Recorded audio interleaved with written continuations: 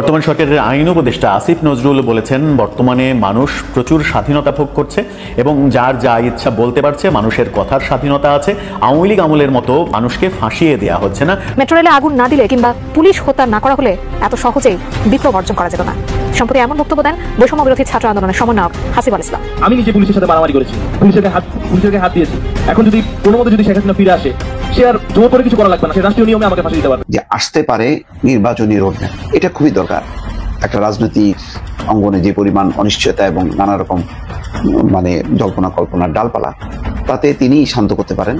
এবং যেহেতু বিএনপি বলছে যে অধিকাংশ রাজনৈতিক দল ডিসেম্বরে নির্বাচন চায়। বাংলাদেশ আওয়ামী লীগের দ্বিতীয় ঘর হচ্ছে ভারত। এটা আজকে না, ঐতিহাসিক ভাবেই যখনই এদেশে আওয়ামী লীগ বিপদে পড়ছে, সংকটে পড়ছে, তখনই তারা ভারত গিয়েছে। আওয়ামী লীগ সরকারের পতনের পর শুধু শেখ হাসিনা না, বলা হয়ে থাকে যে বাংলাদেশ থেকে আওয়ামী লীগের ধরেন যত % মানুষ দেশ ছেড়ে পালিয়েছে বা ত্যাগ করেছে, এদের মধ্যে সিংহভাগ প্রায় 80 থেকে 90% নেতা কর্মী, এমপি, মন্ত্রী সবাই ভারতে অবস্থান করে। আসসালামু আলাইকুম রহমতুল্লাহ। সবাই কেমন আছেন? আশা করি সবাই অনেক অনেক ভালো এবং সুস্থ আছেন। সবাইকে স্বাগতম জানাচ্ছি আমাদের আরেক নতুন ভিডিওতে। প্রতিদিনের মতো আমি আপনাদের সিরিয়াস ফারুকি আবার চলে আসলাম নতুন একটা ভিডিও নিয়ে।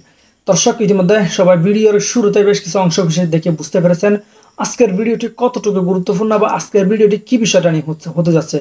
বর্তমানে চলমান রাজনীতি প্রসঙ্গে ইতিমধ্যে বুঝতে পেরেছেন আজকের ভিডিওটা অনেক অনেক গুরুত্বপূর্ণ। তাই সবাইকে অনুরোধ করবো এক মুহূর্ত না টানে সবাই ভিডিওটি দর্শক দেখবেন। তার আগে আপনাকে ছোট্ট একটি অনুরোধ জানিয়ে রাখতেছে, যারা আমাদের চ্যানেলটিতে এখন চ্যানেল সাবস্ক্রাইব করে সাথে দেবেন। চলুন আমরা ভিডিওর বাকি অংশগুলো আমরা একটু বিস্তারিত দেখে আসবো। সবাইকে অনুরোধ করবো এক মুহূর্ত না টানে একটা লাইক দিয়ে। আওয়ামী লীগের দ্বিতীয় ঘর হচ্ছে ভারত।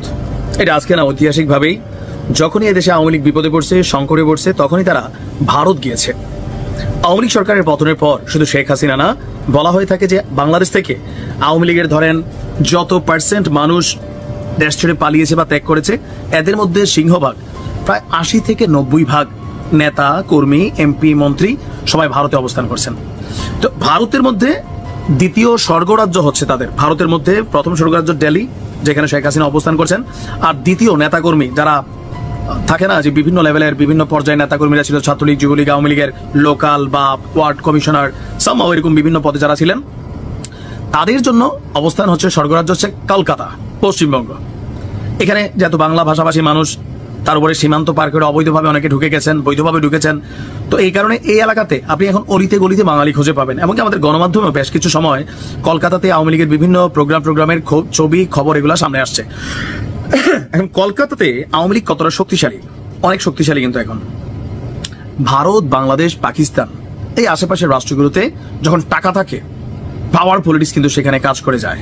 এমনটাই আমরা দেখলাম যে এতদিন যে ভারতে যা দেখছি, গতকালকে আমার কাছে মনে হয়েছে এটা আওয়ামী লীগের পাওয়ার পলিটিক্স কাজে দিচ্ছে। হ্যালো সামহাও কোথাও থেকে তো একটা ভারতের ভেতর থেকে তৈরি হয়েছে। কারণ আওয়ামী লীগ এই মুহূর্তে এখানে প্রটেস্ট করছে কারা? অবশ্যই যারা ক্ষমতাসীন দলের এমপি মন্ত্রীরা আছেন, তারাই নিশ্চয় করছেন।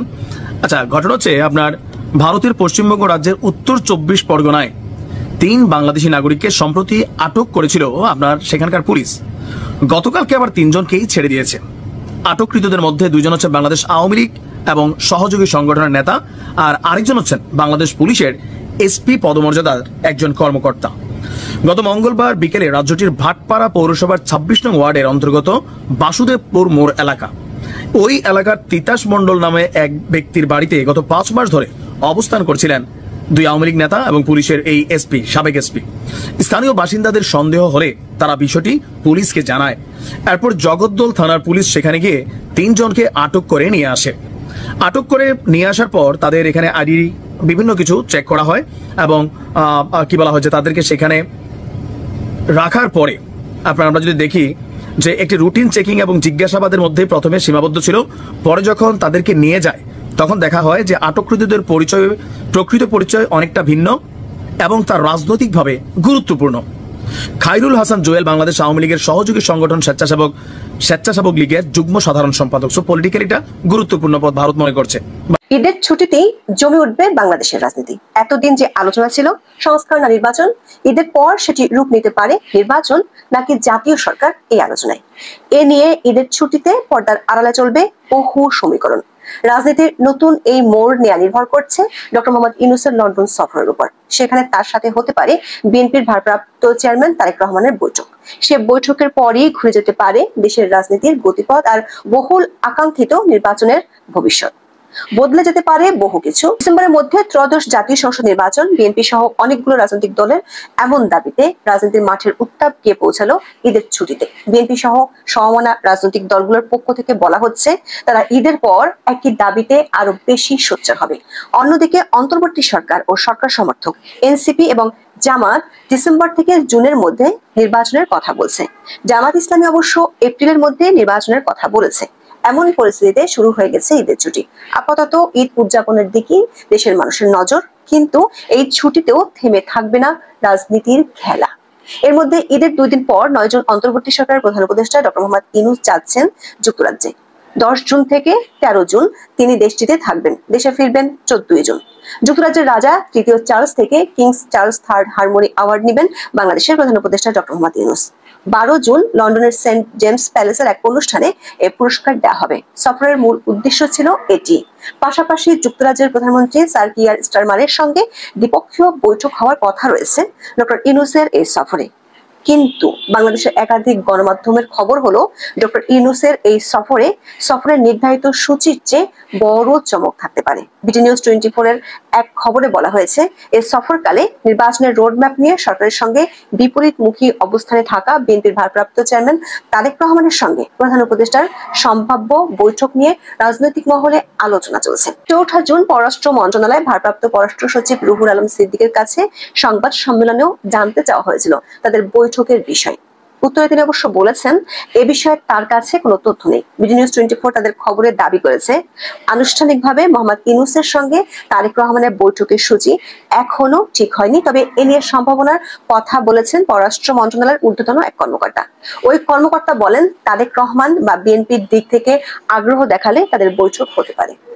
সেক্ষেত্রে পররাষ্ট্র মন্ত্রণালয় ওই বৈঠকের ব্যবস্থা করবে। দৈনিক কালের কণ্ঠের খবরে বলা হয়েছে ডিসেম্বরের মধ্যেই নির্বাচন হতে হবে, এমন দাবির কথা স্পষ্ট জানিয়েছেন তারেক রহমান।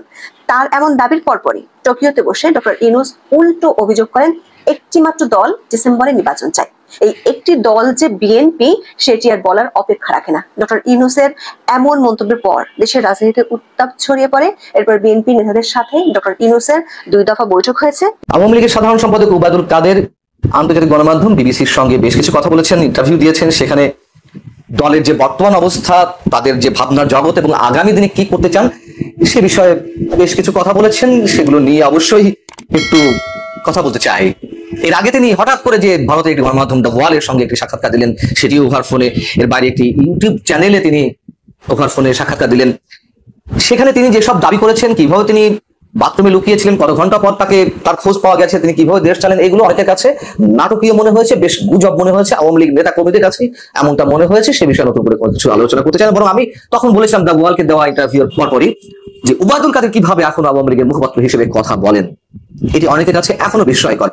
তো বিবিসি বাংলা পক্ষ থেকে তার কাছে প্রশ্ন ছিল 5 আগস্ট যে সরকারের পতন ঘটে যাচ্ছে, এর আগের দিন পর্যন্ত তারা আঁচ করতে পেরেছিলেন কিনা।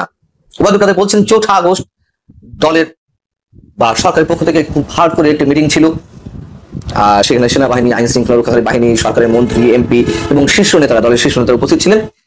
সেখানে তারা আসলে ওই দিন পর্যন্ত বুঝতে পারেননি যে তাদের পতনটা এইভাবে ঘটতে যাচ্ছে। তারা বুঝতে পেরেছেন যে কিছু একটা ঘটতে যাচ্ছে, কিন্তু পতন ঘটবে এমনটা তারা তখনও মনে করেননি। এবং তিনি এইসবের জন্য যাদের উপর দায় চাপালেন সেটা হচ্ছে বিভিন্ন পর্যায়ের গোয়েন্দা সংস্থা। তার বক্তব্যটি এরকম যে আমার মনে হয় ইন্টেলিজেন্স এই বাস্তবতাটাকে যথাযথভাবে বোঝাতে সক্ষম হয়নি সরকারকে। ওবায়দুল কাদের এই বক্তব্য আমরা কতটুকু গ্রহণ করব? ক্ষমতা যারা থাকে, সরকারে যারা থাকে, এমনকি এখনো যারা ক্ষমতা রয়েছে, আমি মনে করি তারা সবসময় অন্ধ থাকে। এই সরকারও বা সরকার পরিচালনার সঙ্গে বিহাইন্ড দ্য স্ক্রিন যারা জড়িত রয়েছেন তারাও বুঝতে পারছেন না যে তাদের অবস্থা কতটা ভয়ঙ্কর দিকে যাচ্ছে। আওয়ামী লীগও তেমন বুঝতে পারেনি, এটি একান্ত আমার বিশ্বাস। আমি একটা উদাহরণ দিয়ে বলি আওয়ামী লীগের ক্ষেত্রে।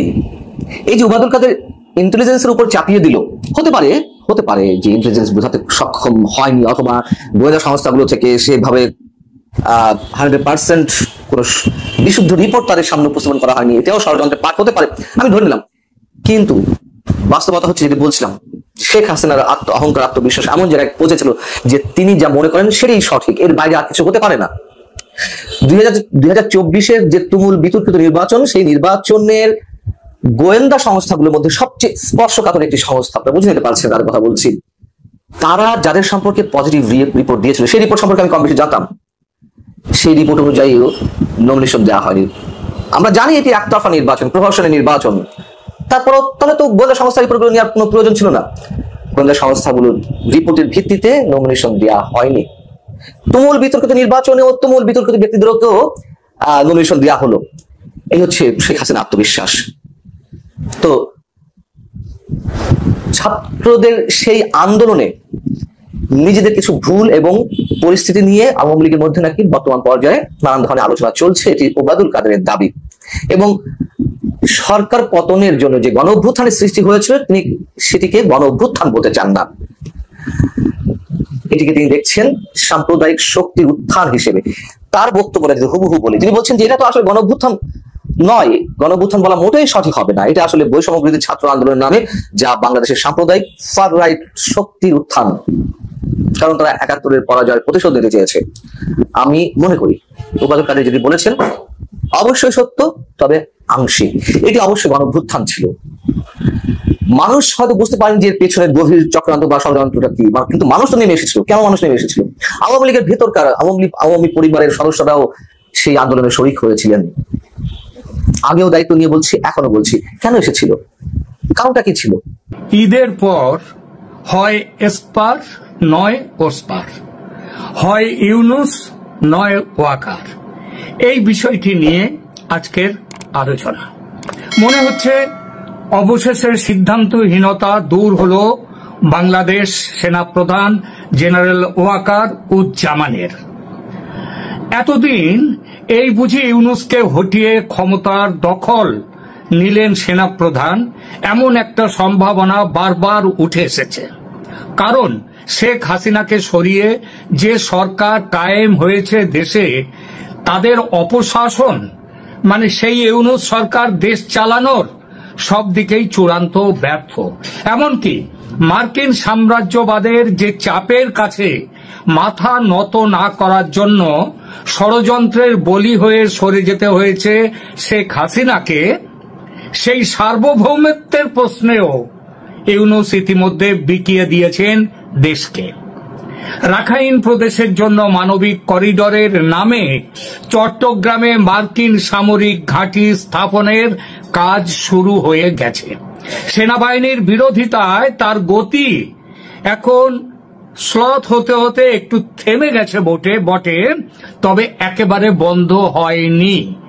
আর পেছন দিকের কাজ সমানে চলছে, আবার নতুন ষড়যন্ত্র শুরু হয়েছে। ফলে দেশের ব্যাপক সংখ্যক মানুষের মধ্যে ইউনুস সরকারের বিরুদ্ধে ব্যাপক ক্ষোভ সঞ্চারিত হয়ে গেছে অনেক দিন আগে থেকেই। এমনকি যারা ছাত্র জনতার আন্দোলনের সামিল হয়ে ডেকে এনেছিলেন এই সরকারকে, আবাহন করে বসিয়েছিলেন গদিতে এই সরকারকে, হটিয়ে দিয়েছিলেন যে জনদরদি দেশের শিল্পোন্নতির পক্ষে যার তুলনা মেলা ভার সেই হাসিনাকে হটিয়ে দিয়েছিলেন, তারাও আজ ঈশ্বরের কাছে প্রার্থনা করছেন এই সরকারের হাত থেকে নিষ্কৃতি পাওয়ার জন্য। এই সরকার থাকুক, এটা চাইছে ছাত্রদের একটি গোষ্ঠী যারা ক্ষমতার বৃত্তে রয়েছে এখনো পর্যন্ত। ইউনুসের নিজস্ব কোটারি, তার উপদেষ্টা পরিষদ, জাতীয় নাগরিক পার্টি নামে একটি ভুঁইফোড়, ওই ইউনুসের বকলমে ইউনুস চান্নে মাথা, সেই পার্টি এবং জামায়াত সহ ইসলামী মৌলবাদী দলগুলো, এরাই কেবল চাইছে ইউনুসের এই সরকারকে। এই মৌলবাদীরা তাদের ঈপ্সিত লক্ষ্য বাংলাদেশকে দুনিয়ার চরমতম শরিয়া মোতাবেক রাষ্ট্র হিসেবে গড়ে তোলা। এই লক্ষ্য পূরণের জন্য যে রোডম্যাপ নিয়ে চলছে, সেই রোডম্যাপে ইউনুসকে ক্ষমতায় রাখতেই হবে, নইলে বাংলাদেশে আবার ফিরে আসবে ৭১-এর মুক্তিযুদ্ধের চেতনা, বাঙালি সংস্কৃতির চেতনা, সুফি বাউল উদার ধর্মীয় চেতনা। এরা আবার ফিরে আসবেই, কারণ বাঙালির রক্তে আছে এরা। বাঙালির চেতনার শিকড় প্রথিত যে মাটিতে, সে মাটি বালুকাময়, আরবের মাটি নয়। সে মাটি সজল শ্যামল এই নরম বাংলার মাটি। সামনে ঈদ, খুশির ঈদে এবার খুশি নেই বাংলাদেশে, তবু তারই মধ্যে খুশি খুঁজে নিতে চাইছে দেশের মানুষ। খুশির সঙ্গে পরম করুণাময় আল্লাহর কাছে প্রার্থনাও যে জানাতে হবে এই সরকারের পতনের জন্য। মানুষের মনের খবর জানে যারা, ইউনূসকে চায় যারা, তারাও জানে যে মানুষ কি চাইছে, বাংলাদেশের মানুষ এখন কি চাইছে। তারা এটাও জানে আমেরিকা তাদের নিজেদের স্বার্থ রক্ষার জন্য ইউনূসকে রাখতে চাইছে ক্ষমতায়। তাকে ক্ষমতার লোভ দেখিয়ে, আর লোভী ইউনূস সেই ক্ষমতার লোভের কাছে হার মেনেছে, নিজেকে বিকিয়ে দিয়েছে, দেশের সর্বনাশ করছে। সেই চেষ্টায় আমেরিকা আর একটা কাজ কিন্তু ইতিমধ্যে করার চেষ্টা করেছিল। হজ করবার বাহানায় সেনা প্রধানের সঙ্গে বাকি বাহিনী প্রধানদেরও সৌদিতে ডেকেছিল হজে। সৌদি আরব এখন ট্রাম্পের খুব কাছের। কয়েকদিন আগে কাতারে মধ্যপ্রাচ্যের দেশগুলোর সঙ্গে বৈঠক করে গেছেন ট্রাম্প, এ খবর আপনারা জানেন। সেখানে কয়েক হাজার বিলিয়ন ডলার, আপাতত $700 বিলিয়ন আগামী 15 দিনের মধ্যেই রাজনীতির হিসাব নিকাশ পাল্টে যেতে পারে, নির্বাচনের রোডম্যাপ আসতে পারে। কিন্তু রোডম্যাপ আসলেও নির্বাচন হবে না। দর্শক, বিএনপি এখন রোডম্যাপ যে কোনো মূল্যে আদায় করতে চায়। প্রফেসর ইউনূসের সাথে যত বৈঠক বা বিএনপির যত মেকানিজম আছে, এতদিন যত লোকজন ঢুকিয়েছে, বা এই যে সচিবালয় আন্দোলন অথবা এনবিআর আন্দোলন বা ইশরাকের নগর ভবন আন্দোলন, এই সবগুলোর একটা উদ্দেশ্য হচ্ছে আপাতত রোডম্যাপ দেন। প্রফেসর ইউনূস একটা রোডম্যাপ দিতে পারে, একটা রোডম্যাপ বিষয়ে সরকারের ভিতরে আলোচনা চলছে, আমরা জানি, এবং সেটা ঈদের পর 1-2 সপ্তাহের মধ্যে দিতে পারে। 1-2 সপ্তাহের মধ্যে, that means within 15 days roadmap আসতে পারে। তখন বিএনপি প্রাথমিকভাবে কিছুটা খুশি হবে, কিন্তু যদিও এই রোডম্যাপের উপর আস্থা রাখতে পারবে না, কোনো কিছুতে বিএনপি আস্থা রাখতে পারবে না। যারা মানসিকভাবে অস্থির, যাদের রাজনীতি নেই, তারা কোনো কিছুতেই আস্থা রাখতে পারেন না। তারা সবসময় সন্দেহ করেন, তারা সবসময় হতাশায় ভোগেন। এটা হচ্ছে রাজনীতি না থাকলে তার বৈশিষ্ট্য। বিএনপির ক্ষেত্রে same thing will happen. Roadmap না, নির্বাচনের শিডিউল ঘোষণা করলেও বিএনপি হাহুতাশ করবে, কারণ নিজেদের অন্তর্কোন্দল, জনগণ বিরক্ত বিএনপির প্রতি, চাঁদাবাজি, দল গোছাতে পারছে না, নমিনেশন বাণিজ্য, সবগুলো মিলে তারা এমনিতেই বহুমুখী চাপে আছে। তো এই জায়গায় কোনো রোডম্যাপ বিএনপিকে তেমন আশ্বস্ত করতে পারবে না, কিন্তু কিছুটা খুশি হবে যে না, রোডম্যাপ তো দিয়েছে।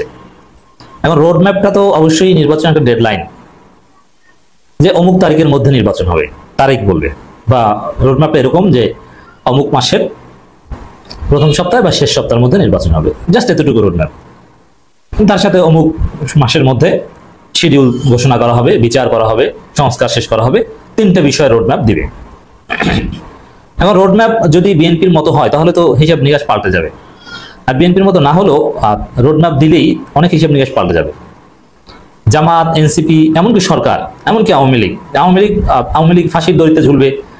বিচারের রোডম্যাপ দিলে আওয়ামী লীগ ওই অনুযায়ী প্রস্তুতি নেবে, তাদের যা করার সেটা করবে। রোডম্যাপটা রাজনীতির একটা আলোড়ন সৃষ্টিকারী বিষয় হবে, গতি প্রকৃতি পাল্টে দিবে, হিসাব নিকাশ পাল্টে দিবে রোডম্যাপ। সেই রোডম্যাপ উইদিন 15 days আফটার ঈদুল আজহা আসতে পারে। এটা হচ্ছে সরকারের ভিতরে খবর। অবশ্য বিএনপির লোকজন এটা মোটামুটি জেনে গেছে, তারাও বলা শুরু করেছে। কিন্তু আমার ক্যালকুলেশন আগের মতোই বলবো, রোডম্যাপ দিলেও সেই রোডম্যাপ অনুযায়ী নির্বাচন হবে না, বিএনপির কারণেই হবে না। কারণ বিএনপি যে অন্তর্কন্দল শুরু করবে, একের পর এক লাশ ফেলবে, রাজনৈতিক পরিস্থিতি কলুষিত করবে, ঘোলাটে করবে, তাতে সরকার বাধ্য হয়ে তফসিল স্থগিত করে এমনকি জরুরি অবস্থা জারি করতেও বাধ্য হতে পারে। কারণ হাজার প্রাণের বিনিময়ে, রক্তের বিনিময়ে এই স্বাধীন বাংলাদেশে আবার সেই পুরনো দিনের রক্তপাতে নির্বাচন মানুষ সহ্য করবে না। যে নির্বাচনকে কেন্দ্র করে শত শত মানুষ মারা যাবে আর মানুষ হা করে দেবে না, ওই নির্বাচনই হতে দিবে না, বলবে এই নির্বাচন দরকার নাই। এত মানুষ কেন মারা যাবে? ভোটের দিনে কত মানুষ মারা যাবে ঠিক নেই। শুধু বিএনপির কারণে, বিএনপির অ্যাকশনের কারণে দেখবেন রোডম্যাপ অনুযায়ী নির্বাচন হবে না, ভোট হবে না, স্থগিত হবে। বিএনপির আশা ডক্টর ইউনূস 15 দিনের মধ্যে নির্বাচনের রোডম্যাপ দেবেন। হ্যাঁ, 15 দিন একটু মোরাললেস হতে পারে, তবে অ্যাটলিস্ট আপনি বলতে পারেন যে within this month, within this June মাস রোডম্যাপ দিতে পারে।